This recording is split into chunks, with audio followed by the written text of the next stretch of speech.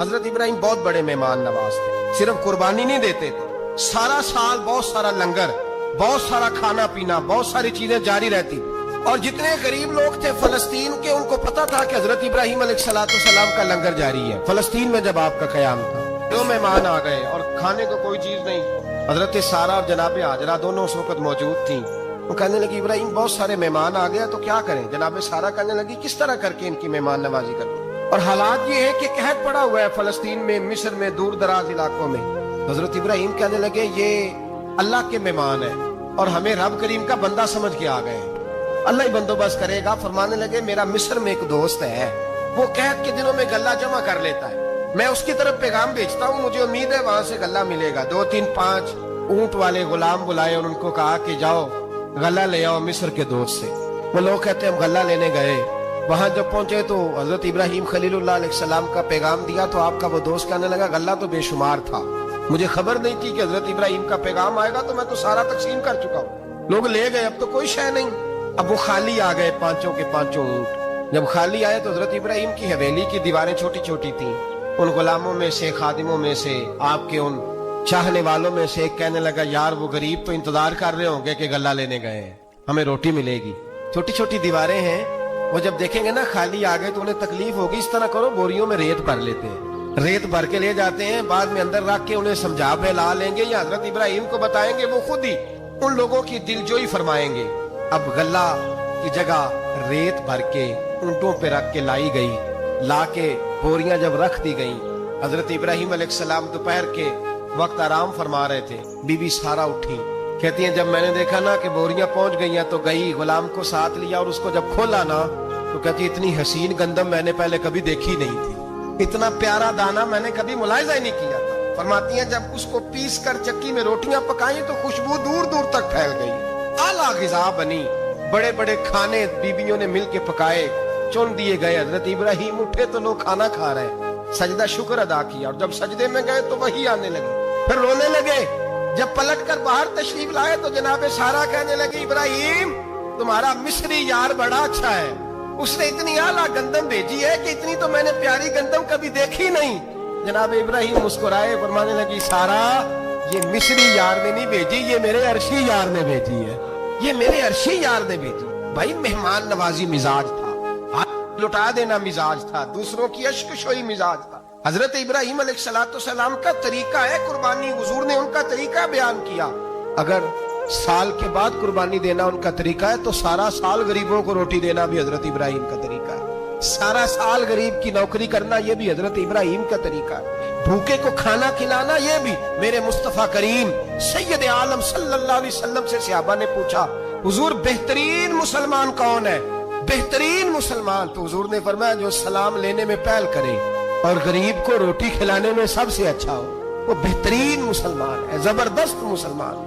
ہمارے ہاں دعوتیں ہوتی ہیں تو امیروں کی، افطاریاں تو امیروں کی، اور میرے مصطفیٰ کریم علیہ السلام نے فرمایا بدترین دعوت ہے جس میں امیر بلائے جائے غریب نہ بلائے جائے، وہ بدترین دعوت۔ حضرت ابراہیم کا طریقہ رہا ساری زندگی مہمان نواز۔ ایک وقت ایسا آیا کہ اللہ تعالیٰ نے حضرت ابراہیم کو بہت زیادہ مال عطا فرمایا، اتنے اونٹ گنے نہیں جاتے، گائیں اتنی زیادہ کہ شمار نہیں ہو، بکرے بکریاں اتنی زیادہ کہ شمار، بہت زیادہ مال اللہ نے عطا فرمایا۔ اور ابھی کچھ عرصہ پہلے آپ پیچھے جائیں نا تو جو لفظ مال تھا وہ روپے پہ تو بولا ہی نہیں جاتا، وہ جانوروں پہ بولا جاتا۔ بہت زیادہ مال اللہ نے دیا، بکریاں، گائیں، اونٹ، بیل، بڑا کچھ۔ رب کریم نے فرشتوں سے فرمایا کہ واتخذ اللہ ابراہیم خلیلا، ابراہیم میرا دوست ہے۔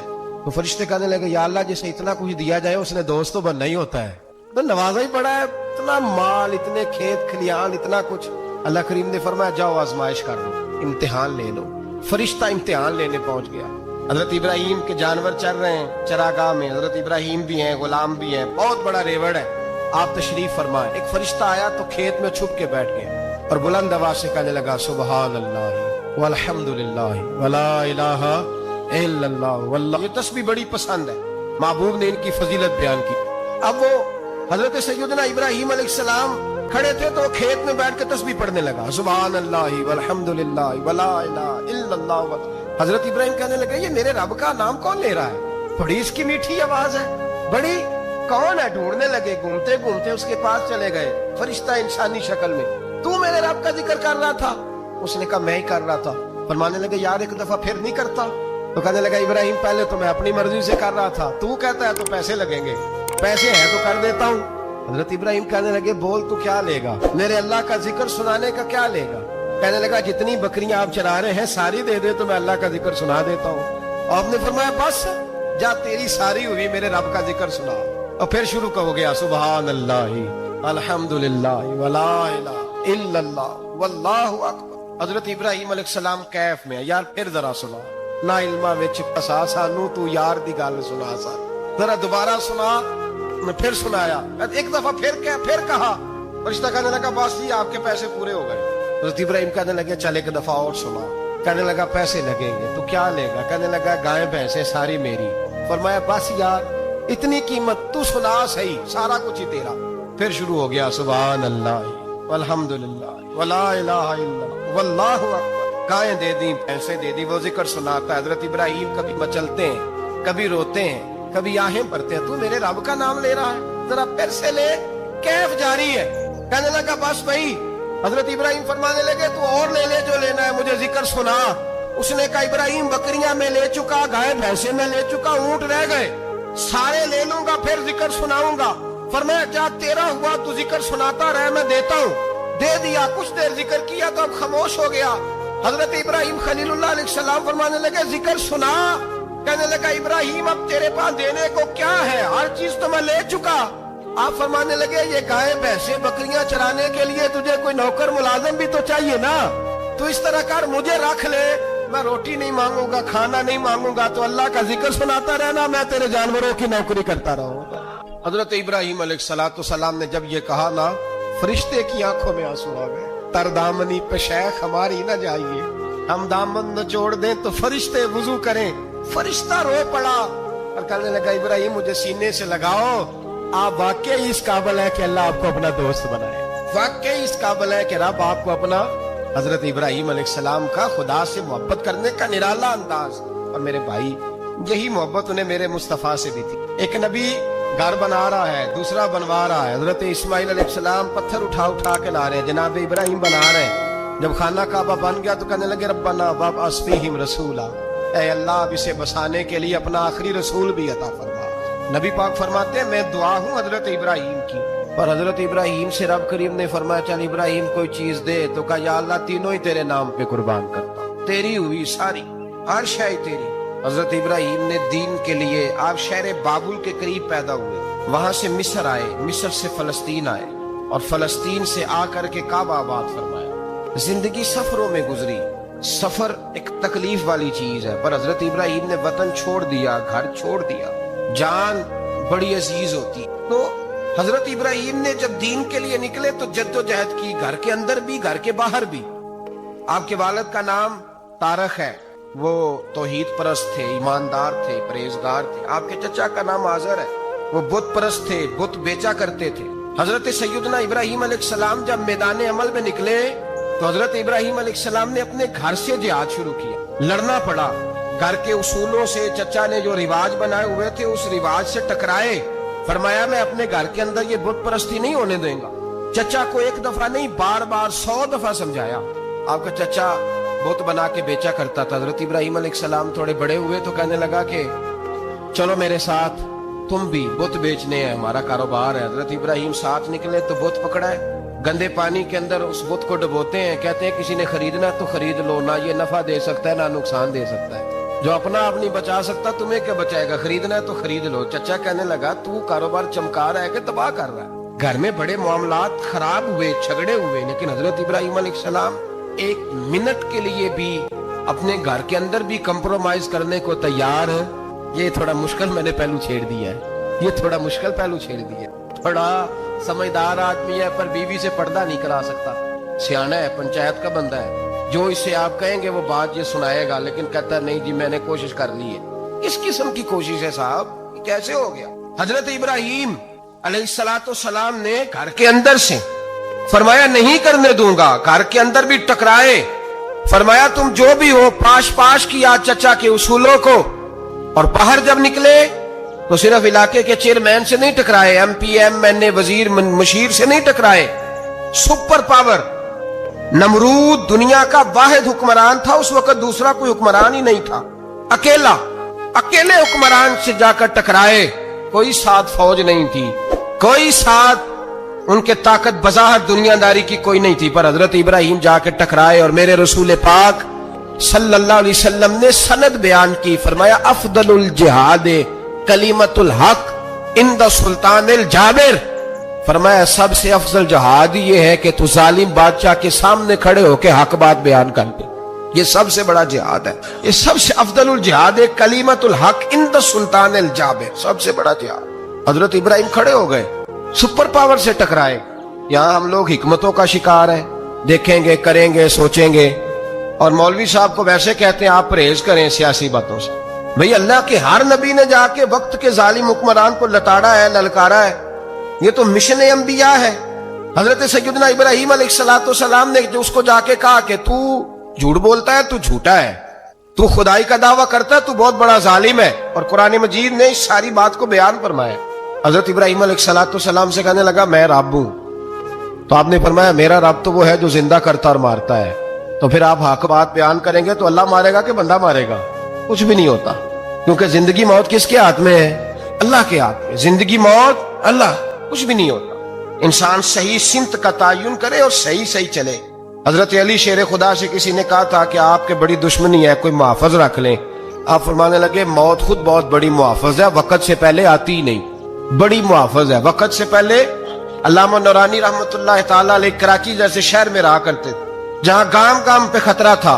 लोगों ने कहा हजरत इतने बड़े लीडर हो, आपकी जमात की 62 सीटें हुई कौमी असेंबली में, एक ऐसा वक्त भी आया तो कोई एक आदमी बंदूक वाला। आप फरमाने लगे मुझे जरूरत ही नहीं, इसलिए कि जिस खुदा रसूल के लिए मैं निकला हूं वो खुद ही हिफाजत करने वाले हैं, जरूरत नहीं इन चीजों।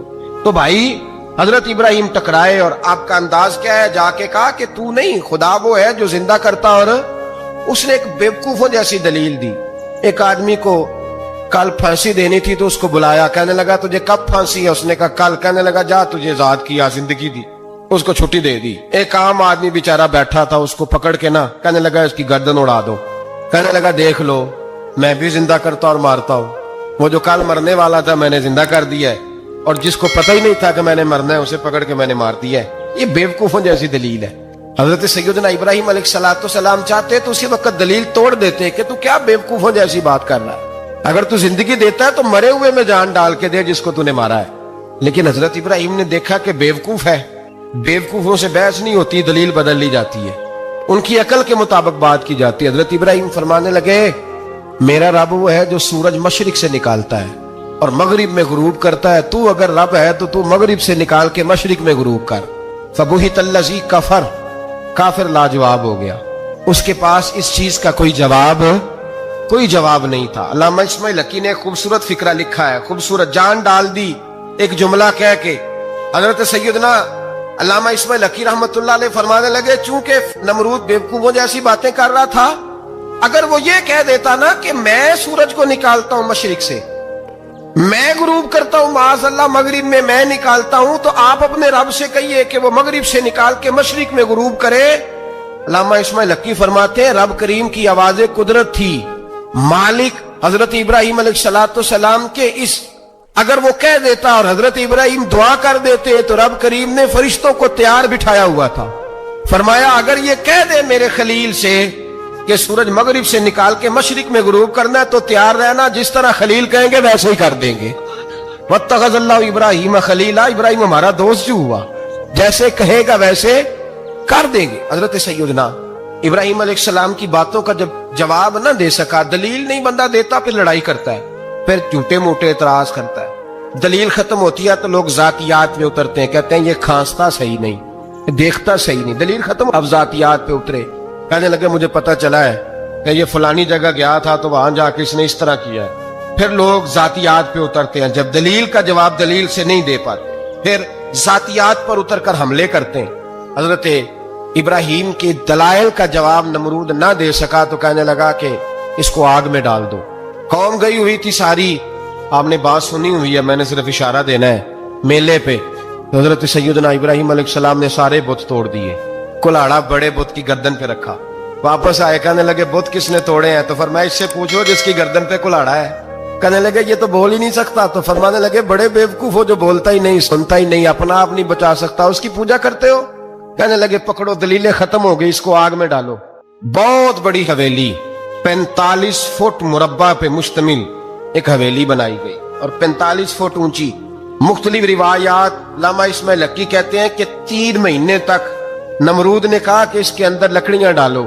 لوگ پوچھنے لگے کتنی دنیا جلانی ہے؟ کہنے لگا بندہ تو ایک جلانا ہے, پر بندہ بڑا تگڑا ہے, ایک بندہ. 3 مہینے لکڑیاں ڈالی گئیں.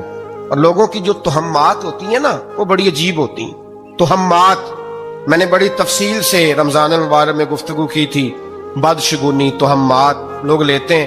اس وقت بھی لوگ تہمات کا شکار ہو گئے. عقیدہ بگڑ جاتا ہے تو وہ عجیب و غریب باتیں کرنے لگتا ہے. تہمات کا شکار ہو گئے. بیبیاں نظر مانتی, میں بیمار ہوں, اگر صحیح ہو گئی تو اتنے من لکڑی دوں گی حضرت ابراہیم کی آگ جلانے کے لیے. ایک عورت لے کے جا رہی ہے لکڑیاں. ایک نیک دل آدمی نے اسے پوچھا کہاں جا رہی ہو؟ کہنے لگی میں نے منت مانی تھی تو حضرت ابراہیم علیہ الصلوۃ والسلام کو معاذ اللہ جلانے کے لیے لکڑیاں لے کے جا رہی ہوں. تو وہ رب کریم کے بندے کہنے لگے تو ڈھونڈتی رہے گی, تجھے وہ جگہ ملے گی نہیں. وہ بی بی کئی مہینے گھومتی رہی, جگہ ہی نہیں ملی جہاں لکڑیاں ڈالی, ماری گئی.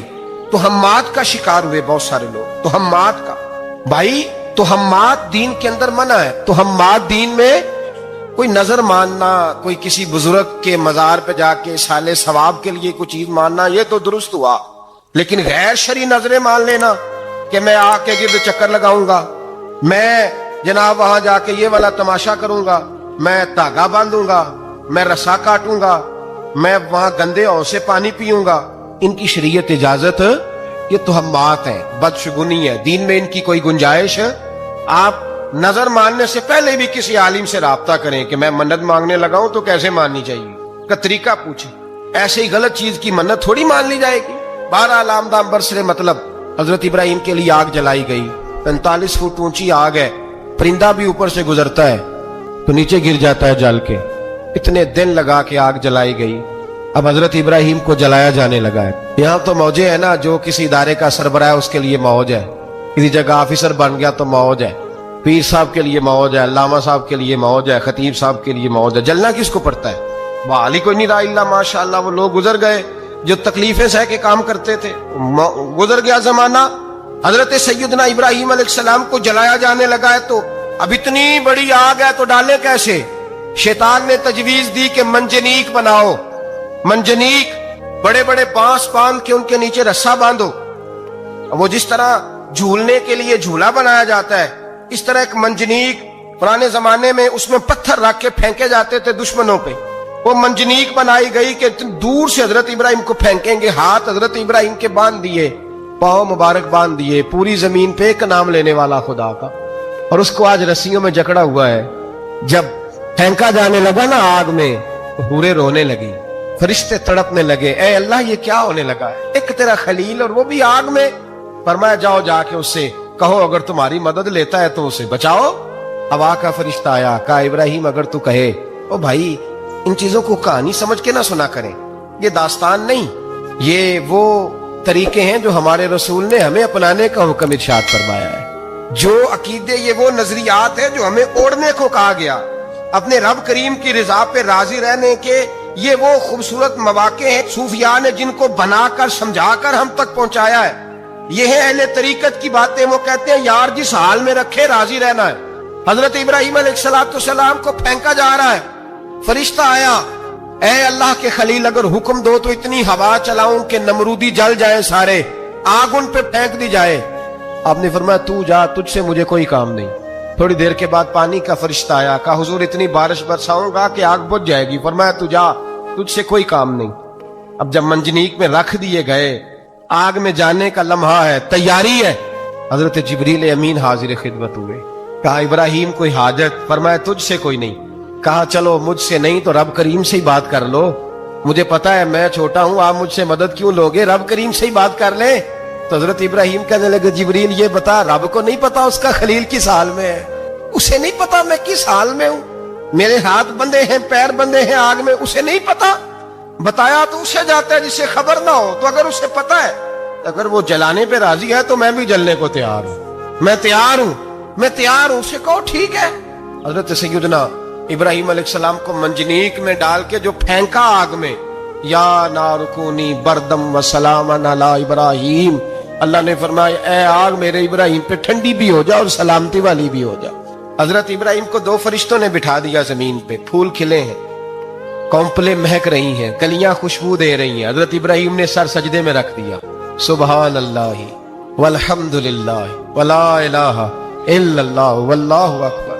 حضرت ابراہیم اللہ کی تسبیح پڑھنے لگے، رب کریم کا شکر بجا لانے لگے۔ نکلے وہاں سے، کچھ دن گزر گئے، نکلے، حکم ہو گیا ابراہیم علاقہ چھوڑ دو۔ حضرت ابراہیم علیہ السلام وہاں سے نکل کے مصر آئے، چچا کے پاس ٹھہرے۔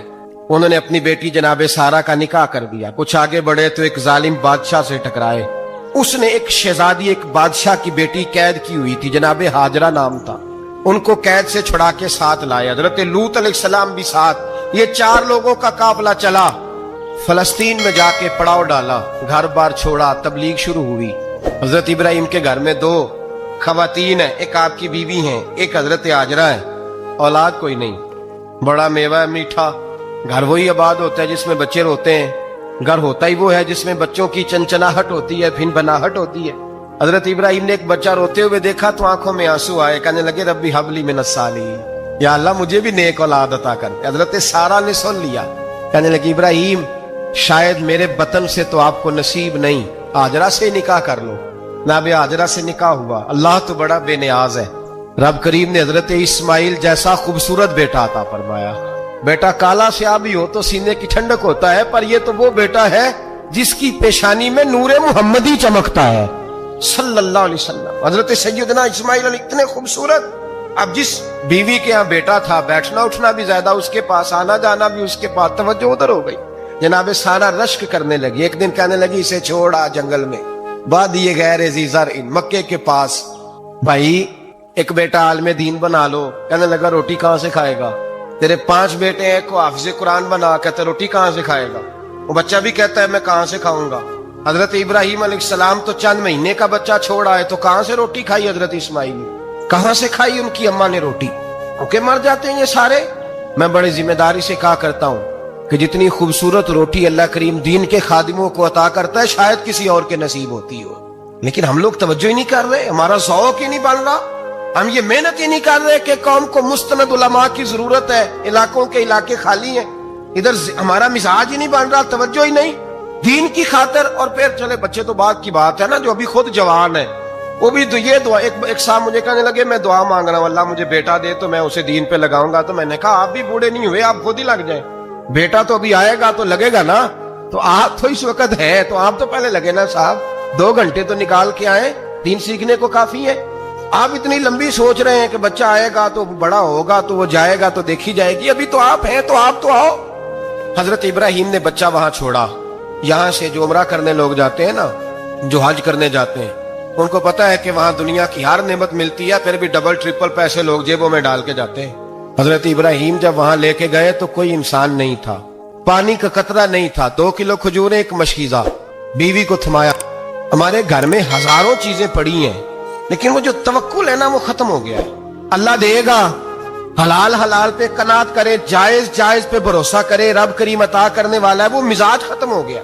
حضرت سیدنا ابراہیم علیہ السلام 2 کلو کھجوریں، ایک مشکیزہ پانی کا دے کر کے، اور وہاں بٹھایا آپ نے اپنے بچے کو اور اپنی زوجہ جناب ہاجرہ کو، اور بٹھا کر کے یہ واپس پلٹنے لگے تو حضرت ہاجرہ سلام اللہ علیہ نے آواز دی، کہا ابراہیم کس کے سہارے پہ چھوڑ کے جا رہے ہیں؟ جہاں اب زمزم کا کنواں ہے نا، جو لوگ گئے ہیں انہوں نے صفا مروہ کی صحیح کی ہے، صفا مروہ سے باہر نکلے نا، سرکار کی ولادت کا مقام ہے، اس جگہ پہ آب زمزم کا کنواں تھا، وہاں حضرت سیدنا ہاجرہ کو بٹھایا، کوئی چیز نہیں، کوئی درخت نہیں، کوئی کھیت نہیں، کوئی پانی نہیں، کوئی کنواں نہیں، وہاں بٹھایا اور بٹھا کر کے نکلنے لگے تو جناب ہاجرہ فرمانے لگی ابراہیم کس کے سہارے پہ چھوڑ کے جا رہے ہو؟ کہنے لگے اللہ کے سہارے پہ۔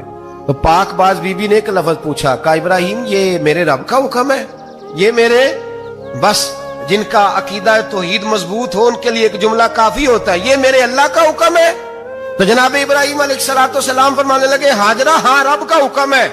جب یہ لفظ کہے تو چاہیے تھا نا حضرت ابراہیم تسلی دیتے، تو بی بی صاحبہ تسلی دینے لگی، عرض کرنے لگی ابراہیم اگر اللہ کا حکم ہے تو پھر آپ ہماری فکر نہ کرنا، اگر یہ رب کا حکم ہے تو پھر ہماری فکر نہ کرنا، جس رب نے ہمیں یہاں تک پہنچایا ہے وہ ہمیں کبھی بھی ضائع نہیں فرمائے گا، پھر فکر نہ کرنا۔ حضرت ابراہیم آ گئے، یہ بات آپ نے سنی ہوئی ہے، اشارہ کرنا مقصود ہے۔ 13 سال میں چلے مان بھی لیا جائے بعض روایات کی روشنی میں کہ آتے جاتے بھی رہے، لیکن مکمل دیکھ بھال اپنے بچے کی پرورش میں پورا حضرت ابراہیم علیہ السلام کا کردار، سارا کردار ماں کا تھا۔ میں جب خواتین کے بارے میں کوئی بات کرتا ہوں تو میں آپ کو اکثر کہتا ہوں کہ یہ صرف بیوی کے لیے حکم نہیں ہوتا، یہ ٹریننگ بیٹی کو دینی ہے اور بہن کو دینی ہے، یہ تربیت کرے اپنے گھر میں۔ میں تجربے کی روشنی میں یہ بات عرض کیا کرتا ہوں کہ بھائی بچے باپ کے فرما بردار اس وقت ہوتے ہیں جب اماں انہیں باپ کا فرما بردار کرتے ہیں، اور بچے باپ کے نافرمان بھی تب ہوتے ہیں جب اماں انہیں باپ کا۔ میں نے اپنے کانوں سے سنا ایک دفعہ ایک بچہ اپنے باپ سے کہہ رہا ہے آپ نے تو ساری زندگی باہر گزار دی، پیسے کمانا کون سا مشکل کام ہے، دکھ سکھ تو سارے اماں نے برداشت کیے، سکولوں میں وہ جاتی تھی، فلانا کام وہ کرتی تھی، فلانا کام۔ اب یہ سوچ اس کی ذاتی تو نہیں، یہ اس کو دی گئی ہے، اور اگر اس کو یہ سوچ دے دی جائے کہ اماں کہے کہ میں تو اپنوں میں رہی ساری زندگی، میں نے تو اپنوں میں وقت گزارا، اور تیرا باپ تو کئی دفعہ جنازے بھی نہیں پڑھ سکا، نے تو ماں باپ ایسے دفن کر دیے، وہ اگر یہ سوچ فراہم کرے تو پھر بچہ باپ کا فرما بردار ہوتا ہے۔ اور یہ والی روایتیں ہم بیوی کو سناتے ہیں، حالانکہ کس کو سنانی چاہیے؟ بولیے، بہن اور بیٹی کو۔ بہن اور بیٹی کو سنائیں یہ باتیں، ان کو سمجھائیں، تاکہ آگے جا کے وہ جو گھر ترتیب دیں وہ گھر بڑا عمدہ اور نکھرا ہوا ہو۔ حضرت سیدنا ابراہیم 13 سال کے بعد آئے، چونکہ گھر میں اللہ تبارک و تعالیٰ کی دوستی کا چرچا تھا، اللہ تبارک و تعالیٰ کی محبوبیت کا غلبہ تھا۔ 13 سال کے بعد فلما بالغ معہ السعی، بیٹا جب اتنا بڑا ہوا کہ ساتھ چلنے لگا، حضرت ابراہیم نے اپنے بیٹے کو بلا کے کہا بیٹا مجھے خواب آئی ہے، میں تجھے ذبح کر رہا ہوں، تیری کیا رضا ہے؟ حضرت اسماعیل کہنے لگے یا ابت افعل ما تؤمر، ابا جی اللہ جیسے حکم دیتا ہے میرے ساتھ ویسے ہی کریں، جیسے اللہ حکم دیتا ہے ویسے ہی، بولیے، ویسے ہی کریں۔ حضرت ہاجرہ کو کہا کہ ایک دوست نے دعوت کی ہے تو وہاں جا رہے ہیں، بی بی مطمئن ہے، تفصیلات کی ضرورت نہیں، ختم بات، اعتبار ہے، مطمئن ہو گئی۔ شیطان پیچھے سے آیا اماں کے پاس، ذرا تھوڑی دیر کے لیے تصور جمائیے، یہاں تو پڑوسن آ کے کوئی بات بتا دیتی ہے خاوند کے بارے میں تو کئی مہینے جھگڑا جاری رہتا ہے، پڑوسن محلے دار۔ شیطان نے آ کے بتایا لفظ کیا ہے؟ کہا حضرات تمہیں پتا ہے کہاں جا رہے ہیں؟ کہا دوست کی دعوت میں۔ تو کہنے لگے دوست کون ہے؟ رب کریم، اور ابراہیم کا خیال ہے کہ اس رب نے مجھے حکم دیا ہے کہ میں ذبح کروں۔ تو حضرت ہاجرہ کہنے لگی کبھی باپ بھی بیٹا ذبح کرتے ہیں؟ شیطان کہنے لگا ان کا خیال ہے کہ ان کے رب نے حکم دیا ہے۔ جناب ہاجرہ فرمانے لگی اگر رب نے حکم دیا تو پھر تو مجھے شیطان لگتا ہے، تو مجھے شیطان لگتا ہے۔ کا کیا مطلب؟ فرمانے لگی اگر رب کریم کا حکم ہے تو میرے پاس ایک اسماعیل ہے، اگر 1000 بھی ہوتے میں سارے اللہ کے راستے میں پیش کر دے دیتی، مالک کا ہی تو ہے سارا کچھ، اسی کا ہے، اس میں لیت اللہ کی کیا گنجائش؟ حضرت سیدنا ابراہیم علیہ السلام نے بیٹے کے حلق پہ چھری رکھ بھی دی اور چھری چلا بھی دی، رکھ بھی دی، اور وہ تو اللہ کریم نے فرمایا یا ابراہیم قد صدقت الرؤیا، ابراہیم تو نے خواب سچا کر دکھایا۔ حضور صلی اللہ علیہ وسلم کے پاس ایک مہمان آ گئے رات کے وقت میں، جب وہ آئے تو حضور نے پوچھا کھانا کھانا ہے؟ تم نے کہا کھانا ہے۔ جھوٹ اور بھوک کو جمع کرنا منع ہے؟ کہا جی کھانا ہے۔ تو حضور صلی اللہ علیہ وسلم نے فرمایا ازواج مطہرات کے گھروں میں پتہ کرو کچھ ہے؟ حضرت ام سلمہ کے گھر میں پتہ کیا تو کہا یا رسول اللہ 4 دن سے روٹی نہیں پکی۔ حضرت زینب سے پوچھا تو کہا حضور کئی دن سے چولہا ہی نہیں جلایا۔ حضرت عائشہ صدیقہ، حضرت میمونہ، حضرت سودا، تمام گھروں سے بظاہر یہ 2 جہاں کے شاہ ہیں، پر پاس کچھ رکھتے نہیں، 2 جہاں کی نعمتیں ہیں ان کے خالی ہاتھ میں، ہر چیز ہے پر فقر اختیاری ہے، کوئی شے نہ ملی۔ تو نبی پاک صلی اللہ علیہ وسلم نے مسجد میں اعلان کیا، فرمایا کون ہے جو میرے مہمان کو روٹی کھلائے؟ ان لفظوں کا حسن کوئی حسن والا ہی سمجھ سکتا ہے۔ فرمایا کون ہے جو میرے مہمان کو کھانا کھلائے؟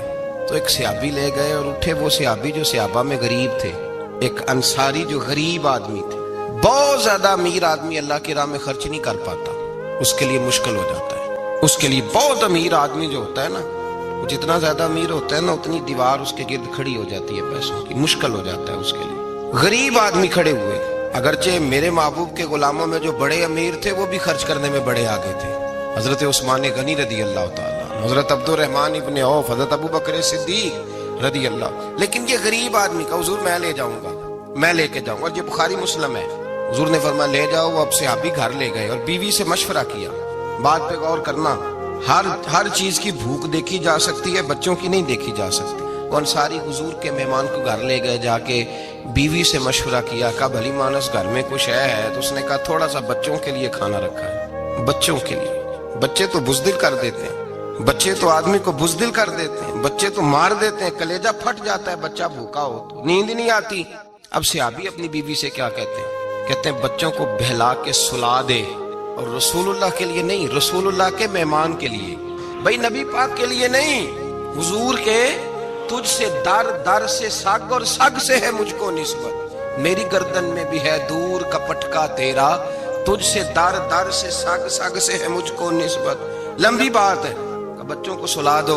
बीबी ने बच्चों को सुला दिया तो मियाँ बीवी का मशवरा हुआ कि मेहमान के साथ बैठ के रोटी खाना भी सुन्नत है। तो अब मेहमान के साथ बैठ के खाना भी है, तो खाना है एक दो आदमी का। अब खामद अपनी बीवी को तैयार करता है कि मैं भी खाने पे बैठ जाऊंगा, तू भी बैठ जाना। और जब मेहमान खाने में हाथ डाल ले तो तू उठना, कहना ओहो दिया तो सही किया ही नहीं, अभी बुझ जाएगा, और जाके दिया बुझा देना। हम हाथ हिलाते रहेंगे, मेहमान रोटी खाता रहेगा। और यार इस दर्द को, इस कैफ को समझो। घर में बच्चे भी भूखे, बच्चों की माँ भी भूखी, बच्चों का बाप भी भूखा, दस्तरखान पे रोटी लग गई, रोटियां चुन डाली, बीबी उठी कहने लगी ओहो चिराग तो सही किया ही नहीं, ये तो बुझ जाएगा। हौसलेमंद बीबी जिसने बच्चे भूखे सुला दिए, वो भूखे सोए हुए बच्चों की भूखी अम्मा उठी और अपने खामंद की ताबेदारी में उठी, मैं गुड्डी ते हथ डोर सजन दे, वो जिंज रखे उंज रहना है। उठी और उसने ना दिया ठीक करने के बहाने बुझा दिया। मेहमान रोटी खाता रहा और रसूलुल्लाह के नौकर कुर्बानी देते रहे। वो रोटी खा के सैर हो के बिस्तर बिछाया तो सो गया। ये मियाँ बीवी सारी रात बच्चों की तरफ देखते रहे और गौर करते रहे और राजी रहे कि हमने हुजूर का फरीजा निभाया है। कुर्बान जाऊं महबूब पे, बेखबर हो जो गुलामों से, वो आका क्या है। वो सहाबा वो अगर कुर्बानियां देते थे तो जो एजाज मिलता था वो भी बड़ा शान वाला है। सहाबी कहते हैं मैं फजर की नमाज पढ़ने मस्जिद आया, पहला कदम रखा तो मेरे करीम बोले, हुजूर ने फरमाया रात जो तूने और तेरी बीवी ने अमल किया है खुदा को भी बड़ा पसंद आया, मोहम्मद मुस्तफा को भी बड़ा पसंद आया। और फिर एक लफ्ज और है हदीस में, एक रवायत में कुछ जुमले और भी हैं। हुजूर ने फरमाया जब तू और तेरी बीवी रात मेहमान के साथ एसार कर रहे थे ना, तो अर्श का मालिक तुम्हें मुस्कुरा मुस्कुरा के देख रहा था। रब तुम्हें देख के मुस्कुरा रहा था, रब तुम्हें देख के मुस्कुरा। तर दामनी पे शेख हमारी ना जाइए, हम दामन न छोड़ दें तो फरिश्ते वुजू करें। और मैं वो मुस्कुरा रहा था कि मेरे बंदे मेरे रसूल की रिजा के लिए क्या कर रहे हैं। और साहब देखो, नबी पाक के लिए नहीं, खानदान के लिए नहीं, खानदान नबुव्वत के लिए नहीं, हुजूर के ना समझे यार, इस पहलू को समझे। नबी पाक के बरेली के इमाम बोल पड़े, फरमाने लगे तुझसे दर, दर से सग, सग से है मुझको निस्बत। तुझसे दर, दर से सग कुत्ते को कहते हैं फारसी में। माते महबूब तेरा दरवाजा और दरवाजे पे कुत्ता, और कुत्ते के पास मैं बैठा हूँ। चलो कुत्ते के पास तो बैठा हूँ ना, मेरी गर्दन में भी कोई तो पटकाया ही है ना। तुझसे दर, दर से सग, और सग से है मुझको निस्बत। चलो मेरी गर्दन में भी है दूर का पटका तेरा। कुरान मजीद बोल उठा, रब करीम ने फरमाया हबीब ये तेरे गुलाम वो हैं कि वयुक्सिरूना अला अनफुसिहिम वलौ काना बिहिम खसासा। फरमाया इनका हाल ये है कि जिस चीज की शदीद हाजत होती है वो भी अपने भाइयों पे कुर्बान कर देते हैं, वो दे देते हैं तेरे नाम पे। जब मक्के वाले मदीने आए, अंसारे मदीना, तो मेरे मुस्तफ़ा करीम ने फरमाया न तुम्हारी नस्लें एक हैं न कबीले एक हैं, लेकिन तुम्हारा नबी एक है, तुम्हारा रसूल एक, खुदा एक, किताब एक, तुम्हारा मेरी वजह से रिश्ता है। चलो अपने भाइयों के साथ एसार करो, चलो एसार करो। अगर किसी के 2 मकान थे तो उसने एक उसको दे दिया जो मक्के से आया था, 2 बाग थे तो एक दे दिया, किसी के पास एक था तो आधा बांट के दे दिया, हर चीज तकसीम कर दी। हालात बदल जाते हैं, हालात बदल जाते हैं। तिलकल अय्यामु नुदाविलुहा बैनन नास, अल्लाह लोगों के दरमियान दिन बदल देता है। हालात बदल गए, बड़ा माले गनीमत आया, बनु नुज़ैर का इलाका फतह हुआ, तो मेरे रसूल पाक सल्लल्लाहु ताला अलैहि वसल्लम ने अंसारे मदीना को इकट्ठा किया। फरमाया भाई माल अब बड़ा आ गया है। 2 बातें, यहाँ तो इस तरह करते हैं कि मैं इनको कहता हूँ जो मक्के से आए थे कि जितनी तुम्हारी जायदादें बाग इन्होंने लिए हैं वापस कर देते हैं तुम्हें, और जो माल आया है वो भी तुम में से आधा आधा दोनों के दरमियान बांट देते हैं, या जैसे तुम्हारा दिल चाहे। तुम्हारे माल भी वापस करते हैं, اور جو وہاں سے مال آیا وہ تمہارے بیچ بانٹ دیتے ہیں, یا اگر تم کہو تو یہ مال ان کو دے دیتے ہیں مہاجرین کو, اور تمہیں تمہارے مال واپس مل جاتے ہیں. حضور نے پوچھا انصار مدینہ سے, حضرت سعد بن معاذ, سعد بن عبادہ تڑپ کے کھڑے ہوئے, عرض کی محبوبہ میں تو ابو بکر کو جانتا ہی نہیں تھا. حضور مجھے کیا پتا عمر کون ہے, میں کیا جانوں عثمان غنی مولا علی کی عظمتوں کو. محبوبہ میں نے تو تجھے ان کی طرف مسکرا کے دیکھتے ہوئے دیکھا ہے, تیرا جلوہ دیکھا ہے, تجھ سے در در سے سگ سگ سے ہے مجھ کو نسبت. یا رسول اللہ صلی اللہ علیہ وسلم ہم سے مشورہ نہ کریں, آپ اس طرح کریں جو جائیدادیں ہم نے انہیں دی ہیں وہ بھی ان کے پاس رہنے دیں, اور جو مال آیا ہے وہ بھی ان میں تقسیم کر دیں, اس لیے کہ ہمیں تو بس اتنا پتا ہے کہ یہ آپ کے غلام ہیں, آپ کے نوکر ہیں, ہمیں اس سے زیادہ کسی چیز کے کوئی غرض ہے, بس آپ کے غلام میں بات ختم ہو گئی. حضور خاموش ہو گئے. صحابہ کہتے ہیں دیر کے بعد ہم نے کہا فیصلہ ہونا چاہیے. فیصلہ پتہ کیا ہوا؟ حضور نے ہاتھ اٹھائے, کہا اے اللہ میرے مدینے والوں پہ رحم فرما, اے اللہ میرے انصار پہ رحم فرما, اللہ ان کے جذبے قبول فرما. بھائی اصحار والی زندگی وہ کیا بات ہوئی کہ میں نے بڑی قربانی دی ہے, تو اور جب تک تو قربانی نہیں دیتا تو قدر والا نہیں ہوتا. جو چیز قربانی سے حاصل ہوتی ہے اس کی قدر ہوتی ہے, جو چیز مفت میں آ جاتی ہے اس کی کوئی قدر نہیں ہوتی, کوئی قدر نہیں. میں اکثر سوچتا ہوں کہ حضرت خواجہ اجمیری کے خلیفے اجمیر میں بھی تو ہونے چاہیے تھے نا, لیکن ان کے خلیفے اجمیر میں نہیں ہوئے, دلی میں ہوئے. تو میں سوچتا ہوں دلی والوں کے خلیفے دلی میں ہونے چاہیے, لیکن دلی میں نہیں ہوئے, پاک پتن میں ہوئے. تو پاک پتن والوں کے یہاں ہو جاتے, وہ اس لیے کہ قربانی جو دیتا ہے نا, جو دور سے چل کے آتا ہے وہ قربانی کرتا ہے, قربانی دیتا ہے, اس کو قدر زیادہ ہوتی ہے. ہم نے کسی شے کے لیے کبھی قربانی نہیں دی, نہ دین کے لیے, نہ قرآن کے لیے, نہ مسجد کے لیے, نہ شیخ کے لیے, نہ طریقت کے لیے. قربانی تو ہے ہی نہیں. تو جو شے مفت ملتی ہے اس کا نہ مزہ آتا ہے نہ قدر ہوتی ہے. جو چیز قربانی کر کے لیتے ہو نا, قربانی کر کے, اس کی قدر ہوتی ہے. کسی لیے کہا تھا کسی درویش نے, اس نے کہا تھا قدر نبی دا ایک کی جانن دنیا دار کمینے, قدر نبی دا جانن واگے سو گئے وچ مدینے. ان سے پوچھو نا, ان سے پوچھو ان حضرات کو کتنی قدر تھی. قربانی اپنی زندگی میں دینا سیکھیں. ایک ہوتی ہے بندے کی ذاتی خواہش, اس کو کچلنا بڑا مشکل ہوتا ہے. قربانی بڑی ضروری چیز کا نام ہے, اور جو قربانی دینا سیکھ جاتا ہے وہ بچ جاتا ہے. کتیا 6 بچے جنم دیتی ہے لیکن قربانی نہیں نہ دیتی بچوں کی, تو ریوڑ نہیں بنتے, اجڑ نہیں بنتے. بکری 2 بچے پیدا کرتی ہے اور سال کے بعد ہزاروں بچوں, لاکھوں بچوں کی قربانی دیتی ہے, پر پھر بھی جدھر جاؤ بکرے ہی بکرے نظر آتے ہیں. جو قربانی دینا سیکھ جاتا ہے نا, یزید نے کوئی قربانی نہیں دی, اس لیے کوئی شخص بھی کھڑا ہو کے نہیں کہتا, حالانکہ 14-15 بیٹے تھے یزید کے, کوئی بھی کھڑا ہو کے نہیں کہتا میں اس کی نسل میں سے ہوں. امام حسین نے ساری قربانی دے دی. ایک زین العابدین بچے تھے, پوری دنیا میں اللہ نے سید عطا فرمائے ہوئے ہیں. جو قربانی دینا سیکھ جاتا ہے وہ بچ جاتا ہے. ہم نا قربانی کیا, ہمارے پاس تو اضافی شے ہے وہی دینے کو تیار نہیں. جب آپ تیار ہی نہیں تو سودا ہی نہیں کر, آپ نکلے ہی نہیں میدان میں, تو حاصل کیسے ہوگا؟ حصول تو تب ہوگا نا جب آپ کوئی انویسٹمنٹ کریں گے. تو آپ انویسٹ ہی نہیں کر رہے تو بھائی آپ نے پودا ہی نہیں لگایا تو پھل کیسے ملے؟ قربانی نہیں دی تو وہ درجہ کیسے ملے؟ اس کے لیے تو قربانی ضروری ہے.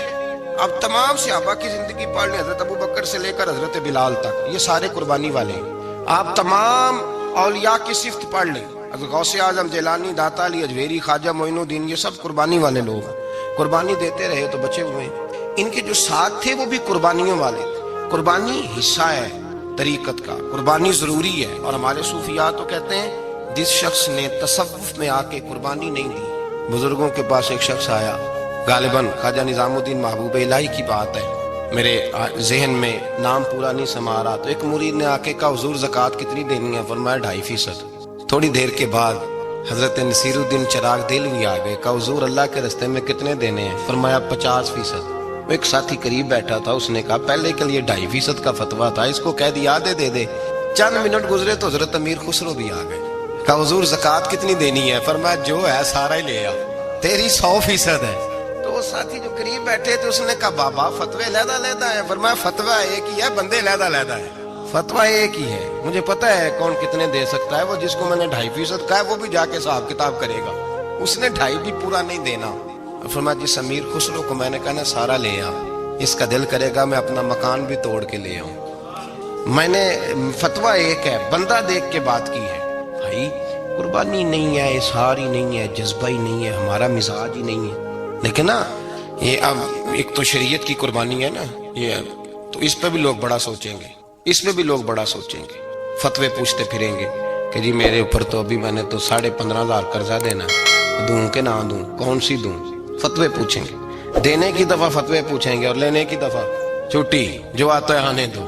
کبھی لینے کی دفعہ بھی فتویٰ پوچھنا صاحب کہ یہ مجھے اتنا مال آ رہا لے لوں کہ نہ لوں، وہ لے لیا، قابو کر لیا، جب دینے کی باری آئی تو فتویٰ احسار کرے، اور احسار صفت ہے مسلمان کی، یہ احسار کرنے لگتا ہے تو بچنے لگ جاتا ہے، اس کا فائدہ ہونے لگ جاتا ہے، قربانی دینے لگ جاتا ہے تو بچ جاتا ہے۔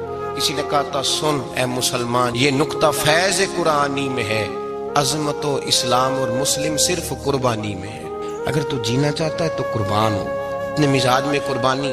اور ایک عیسائی اسکالر تھا امریکہ کا، صرف ایک حدیث پڑھ کے مسلمان ہو گیا، کلمہ ہی پڑھ گیا۔ حدیث کیا ہے؟ جنگ یرموک ہے، تو 7 صحابہ زخمی ہیں، چور چور زخموں سے لیٹے ہوئے، گرمی بڑی شدید ہے، العطش العطش، پیاس پیاس پیاس پکارے ایک صحابی، ایک آدمی دوڑا دوڑا آیا، پانی کا برتن ہاتھ میں ہے، اس کے منہ کے قریب پانی کیا تو قریب ایک اور زخمی نے کہا میں بھی پیاسا ہوں۔ زخموں سے چور چور شخص نے میدان میں پڑے ہوئے آدمی نے کہا یار پہلے اسے پلا دو، وہ زیادہ پیاسا ہے۔ وہ کہتا ہے میں جب اس کے پاس گیا، اس کو پانی دینے لگا تو ایک آدمی قریب سے اور بولا یار میرے تو زبان پہ زخم ہے، دوڑ کے آؤ، بڑی پیاس ہے۔ کہتا ہے میں نے پانی کا کٹورا اس کے قریب جو کیا تو چوتھا بول پڑا، میں اس نے کہا ادھر لے جاؤ یار میرا گزارا ہو جائے گا، کام چل جائے گا۔ وہ کہتا ہے 5واں بول پڑا تو چوتھے نے انکار کر دیا، میں نہیں پیوں گا، پہلے اس کے پاس لے جاؤ۔ کہتا ہے حد ہو گئی، 7ویں تک میں آیا، اور جب میں 7ویں تک آیا تو پہلے نے پھر چیخ ماری، تو فرماتے ہیں وہ 7واں کہنے لگا نہیں ادھر لے جا یار اس کو پیاس زیادہ لگی ہوئی ہے۔ کہتا جب میں اس تک گیا تو وہ جام شہادت نوش کر چکا تھا۔ پلٹ کے دوسرے کے پاس آیا تو وہ بھی فوت ہو گیا، تیسرے کے پاس آیا تو وہ بھی رب کریم کی بارگاہ ناز میں حاضر ہو گیا، 7 شہید ہو گئے۔ تو پانی کا کٹورا میرے ہاتھ میں رہا، میں کبھی آسمان دیکھتا، کبھی زمین دیکھتا، کبھی پانی دیکھتا، کبھی میں ان 7 شہیدوں کے چہرے دیکھتا، پھر دل میں خیال آیا یہ تو گردنیں کاٹنے والے تھے، یہ تو ایک دوسرے کو قتل کرنے والے تھے، یہ تو خون پینے والے تھے، آج یہ سارے اس لیے کر رہے ہیں کہ سارے محمد عربی کے غلام بن گئے، رسول اللہ صلی اللہ علیہ وسلم کے نوکر بن گئے۔ وہ کہتا میں نے حدیث پڑھی تو میں مسلمان ہو گیا۔ میں نے کہا یہ جذبے دنیا دار بندہ پیدا نہیں کر سکتا، یہ جس نے جذبہ پیدا کیا وہ اللہ کا سچا رسول ہے۔ میرے بھائی اظہار کا مزاج پیدا کریں، قربانی تو نہیں رہی معاشرے میں، اظہار ہی تو نہیں ہے، ہم روایتیں پڑھتے ہیں سنتے ہیں، لیکن آپ یقین کریں پنکھے کے نیچے مسجد میں ایک دوسرے کو جگہ دینے کو تیار نہیں۔ پھر پنکھا ہے نا چل رہا ہے تو کوشش ہے کہ مجھے عین اس جگہ ملے جہاں پنکھا چل رہا ہے، اتنا بھی اظہار کرنے کو لوگ تیار نہیں، اتنا بھی، اور درجے بڑے بڑے لینے چاہتے ہیں، بڑے بڑے درجے۔ وہ ہمارے پاس لوگ آتے ہیں 2-4 لفظ لکھے ہوتے ہیں نا نام کے ساتھ، کوئی علامہ لکھ دیتا ہے، کوئی پیر صاحب لکھ دیتا ہے، تو لوگ بڑی باتیں پوچھ لیتے ہیں، کئی دفعہ آ کے پوچھتے ہیں میرا زیارت کرنے کو دل کرتا ہے۔ میں کہتا ہوں یار تو نے آخری سیڑھی پہ پیر رکھ دیا ہے، بالکل آخری پہ، دل تو تیرا جس چیز کو کرے گا تو وہ کرنے لگ جائے گا، پہلے شروع تو ہو۔ حضرت جنید بغدادی رحمت اللہ تعالی علیہ، وہ دریا کنارے کھڑے تھے تو آپ دریا کے اندر پیر رکھا آگے جانے کے لیے، یہ اعلیٰ حضرت نے لکھا ہے واقعہ ملفوظات شریف میں، دریا پار کرنے کے لیے پیر رکھا تو ایک شخص کہنے لگا حضور مجھے بھی ساتھ لے لیں۔ آپ نے فرمایا میں دریا پار کروں گا تو اس طرح کرنا میرا کرتا پکڑ لے اور یا جنید کہنا شروع کر دے، یا جنید۔ اس پہ فتویٰ بھی لگ جاتا ہے پر کیا کرے، اب مسئلہ تو صحیح ہے نا، تو پیر میرا پیچھے سے کرتا پکڑ لے اور یا جنید کیا ہے، وہ کہتا ہے پیر رکھا نا حضرت نے پانی میں تو میں بھی پیچھے، تو حضرت جنید بغدادی کیا کہتا ہے یا رحمان یا اللہ، یا رحمان یا اللہ، وہ خود یہ پڑھ رہے ہیں اور مجھے لگایا یا جنید۔ کہتے ہیں دریا میں وہ بھی چلنے لگے تو میں بھی، یوں لگا جیسے پکے فرش پہ چل رہے ہیں۔ کہتے ہیں تھوڑا سا گزرا تو میں نے کہا بابا خود یا رحمان یا اللہ کہہ رہا ہے اور مجھے یا جنید پہ لگایا ہوا ہے، تو چلو میں بھی یا رحمان یا اللہ پڑھتا ہوں۔ کہتے ہیں میں نے یا رحمان یا اللہ کہا تو میں ڈوبنے لگ گیا، دریا میں ڈوبنے لگا، تو حضرت فرمانے لگے تجھے کہا نا یا جنید کہے، کہتے پھر یا جنید کا تو پھر اوپر آ گیا، تھوڑا اور جا کے اب شیطان باز تو آتا نہیں، الذی یوسوس فی صدور الناس، یہ جاتا تو دل تک ہے نا، باز تو آتا نہیں، دن میں 36 دفعہ تو مشورہ دیتا ہے کہ سیدھی نماز پڑھو، یہ کس چکر میں لگ گئے، روز تو تقریر کرتا ہے कहता फिर दिल में वसवस आया तो फिर मैंने जाके कहा कि ये मुझे खुद या रहमान या अल्लाह और मैं या जुनैद। फिर मैंने कहा या रहमान या अल्लाह तो फिर डूबने लगा। कहते हैं बाबे ने पकड़ के निकाला, कहा चुप करके या जुनैद कह अगर पार जाना है तो या जुनैद कह। कहते किनारा आ गया तो मेरे दिल में खुद ही थी, वसवसा था कि बाबा तू या रहमान या अल्लाह कहे तो तरे, मैं कहूं तो डूबे। मेरे दिल में वसवसा था। अल्लाह वाले उधार तो रखते ही नहीं ना, जो बात दिल में आती है वो बयान पहले कर देते हैं। उधार तो है ही नहीं उनके यहाँ। वो तो कहते हैं तुझे बोलने की गुंजाइश ही नहीं देंगे, तेरा सवाल दिल में होगा जवाब हमारी जुबान पे होगा। ये तो चक्कर ही नहीं ना, बिल्कुल कोई खाता ही नहीं। रब करीम का बंदा तो बात ही वो करता है जो को दिल में लेके आता है। फरमाते हैं जैसे ही मेरे दिल में ये वसवसा था, हज़रत जुनैद बगदादी रहमतुल्लाह तआला अलैह बाहर निकल गए तो पलट के मेरी तरफ देखा और मुस्कुरा के फरमाने लगे बेटा जुनैद तक तो पहुंच ले, अल्लाह तो अभी बड़ी दूर है। अभी जुनैद तक तो पहुंच जा, अभी तो तू जुनैद तक नहीं पहुंचा, अभी तू मेरे तक तो पहुंच जा, अल्लाह तो अभी बड़ी दूर है। तू डायरेक्ट ही वहां तक जाने लगा है, शुरू तो हो अभी। तो यहाँ लोग सीधा जाके कहते हैं जियारत करनी। मुझे एक साहब कहने लगे जी मैंने एक पीर साहब के बारे में सुना है, उनकी बैत होते ही बंदे को नबी पाक का दीदार हो जाता है। मैंने कहा ठहर जा जरा, उसको भी कह ब्रेक पे पैर रखे, बैत करते ही दीदार हो जाता है। ये कुछ लूट सेल है, जिंदगी गुजर जाती है इंसान की, मर जाता है, और जिसको हुजूर का दीदार हो फिर बच जाए, फिर कायम रहे, फिर उसकी जिंदगी ना बदले, फिर उसका दुनिया से कोई ताल्लुक रह जाए। ये पूछ अबू बकर सिद्दीक से जिन्हें दीदार हुआ था, जब दीदार हुआ तो यार रहा है, बाकी कोई शय भी नहीं रही, फिर महबूब रहे और कुछ भी नहीं बचता। तो वो किस तरह का है जो दीदार भी कराता है और फिर कहता जाओ दुकान भी खोल लो जाके? ये कैसी बात? वो एक मंजिल है, वो अपनी जगह पे आके आती है। और यही बेहतर है कि पर्दों में वो पर्दा पोश रहे, वो अगर पर्दे उठा दे तो किसे होश रहे, फिर मुश्किल हो जाता है मामला, मुश्किल हो जाता है। तो भाई याद रखें, कुर्बानी देना सीखें, इसार करना सीखें और सिफर से शुरू करें। जिंदगी में हम लेने के चक्कर में पड़ जाते हैं तो नुकसान उठाते हैं। अकल के घोड़े कम दौड़ाएं, मोहब्बत के साथ अमल ज्यादा करें, दिमाग का इस्तेमाल कम करें और अमल ज्यादा करें, ज्यादा अमल करें, वरना शैतान तो नमाज भी नहीं पढ़ने देगा।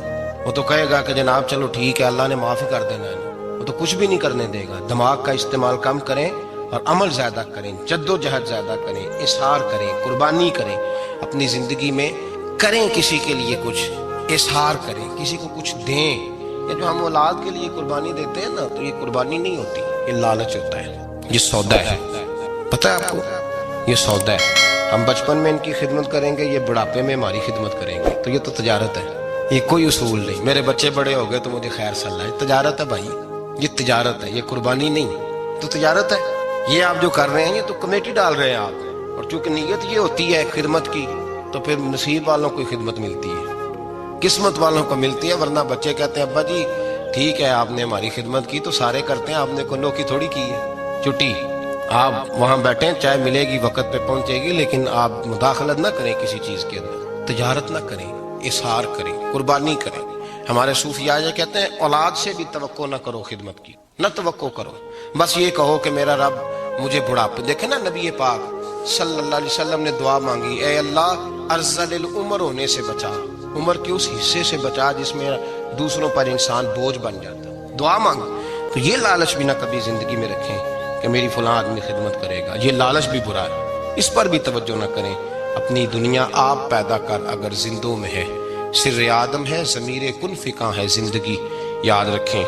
होश आने से लेकर अपना ये जहन बना लें कि मैं आज से अपने आप को खुद चलाऊंगा, मैं साया दूंगा, भिखारी मान के कभी किसी से सहारा मांगूंगा नहीं। सहारा दें, किसी के लिए कुर्बानी दें, इशार करें, जद्दोजहद करें। जो चीज आपके बस में है वो तो है, जो बस में नहीं उसमें भी कोशिश करने की आप कोशिश करें, तब वो दो करें।